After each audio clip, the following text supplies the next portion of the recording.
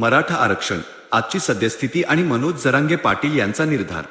मनोज जरांगे पाटील यांच्या संघर्षामुळे मराठा आरक्षणाचा विषय पुन्हा एकदा ऐरणीवर आला आहे. रस्त्यावरील आंदोलन, न्यायालयीन प्रक्रिया आणि प्रशासकीय निर्णय अशा सर्वच पातळ्यांवर सध्या घडामोडी सुरू आहेत. 1. आंदोलनाची स्थिती. मनोज जरांगे पाटील यांनी मराठा समाजाला कुणबी ओबीसी प्रवर्गातूनच आरक्षण मिळावे या मागणीसाठी आपला निर्धार कायम ठेवला आहे.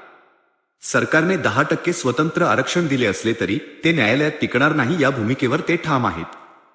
सगळे सोयरे कायद्याच्या अंमलबजावणीत होत असलेल्या दिरंगाईमुळे त्यांनी नाराजी व्यक्त केली आहे. त्यांनी ऑगस्ट 29 रोजी मुंबईत भव्य मोर्चाची हाक दिली असून या मोर्चासाठी सध्या राज्यभर दौरे करून मराठा समाजाला एकत्र आणण्याचे काम सुरू आहे. एक घर एक गाडी या आवाहनाला मोठा प्रतिसाद मिळत आहे. 2. न्यायालयीन आणि प्रशासकीय स्थिती. मराठा आरक्षणाच्या कायद्याला आव्हान देणाऱ्या याचिकांवर मुंबई उच्च न्यायालयात सुनावणी सुरू आहे. सर्वोच्च न्यायालयाने उच्च न्यायालयाला लवकर निर्णय देण्याचे निर्देश दिले आहेत.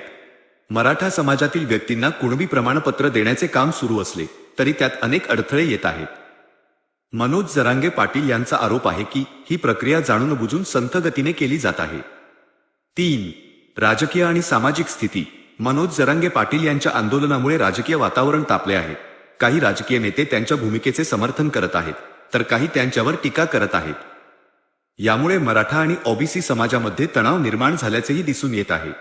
या सर्व घडामोडींमधून एकच गोष्ट स्पष्ट होते की मनोज जरांगे पाटील यांचा लढा अजूनही संपलेला नाही.